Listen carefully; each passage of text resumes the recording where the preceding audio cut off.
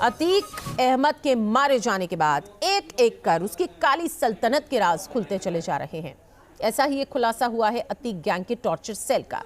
जी हां, अतीक ने जो दहशत फैला रखी थी उस खौफ का एपिसेंटर था अतीक का टॉर्चर सेल। आज आपको सबसे पहले अतीक के इस टॉर्चर सेल से जुड़ी वो एक्सक्लूसिव जानकारियां देंगे जो न्यूज नेशन रिपोर्टर आपके लिए ढूंढ कर लेकर आए हैं, और ये तथ्य आपको बताएंगे कि आखिर कितना खूंखार था अतीक अहमद, और न सिर्फ अतीक अहमद बल्कि उसका गैंग भी।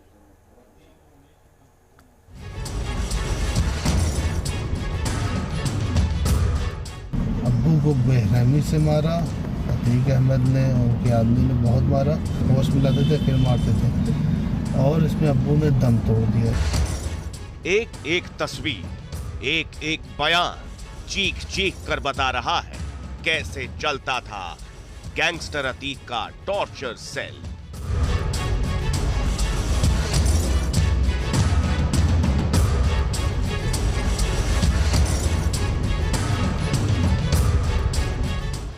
जो वीडियो आपके टीवी स्क्रीन पर चल रहा है वो इनकाउंटर में ढेर हो चुके अतीक के बेटे असद के मोबाइल से मिला है।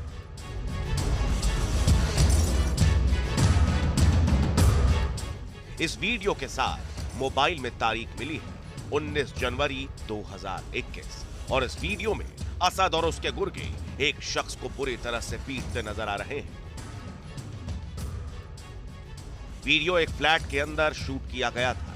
वीडियो में पीड़ित के कपड़े उतरवा दिए गए थे और फिर उसे बेल्ट, लात और घूंसों से पीटा गया था।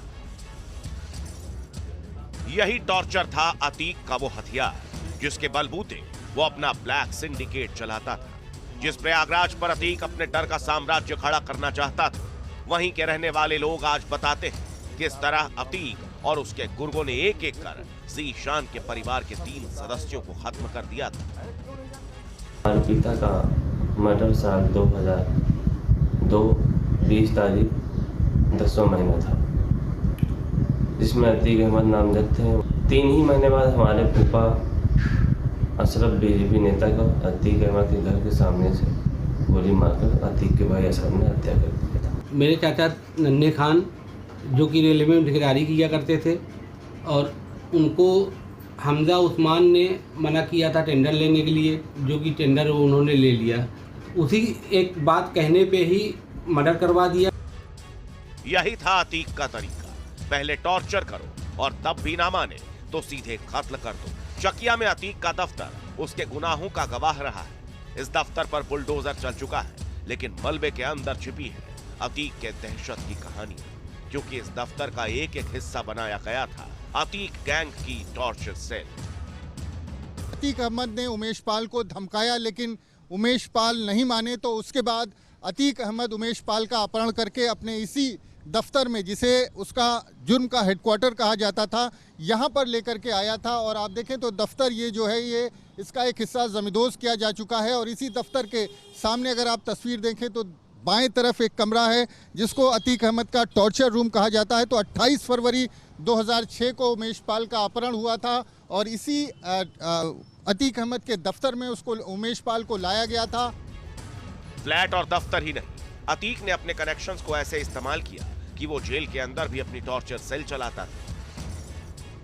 व्यापारी मोहित जायसवाल भी अतीक के टॉर्चर सेल के गवाह रह चुके हैं।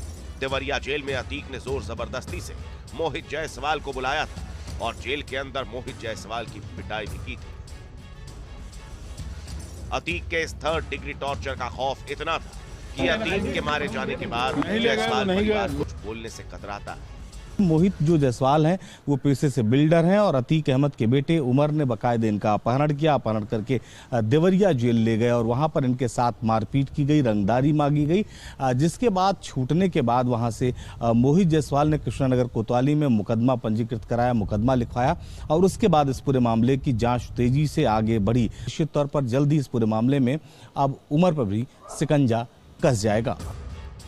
34 साल पहले चांद बाबा का कत्ल कर अतीक ने अपनी दहशत का साम्राज्य फैलाना शुरू किया था, और फिर टॉर्चर बन गया अतीक का वो हथियार जिसने सैकड़ों जिंदगियों को दहशत में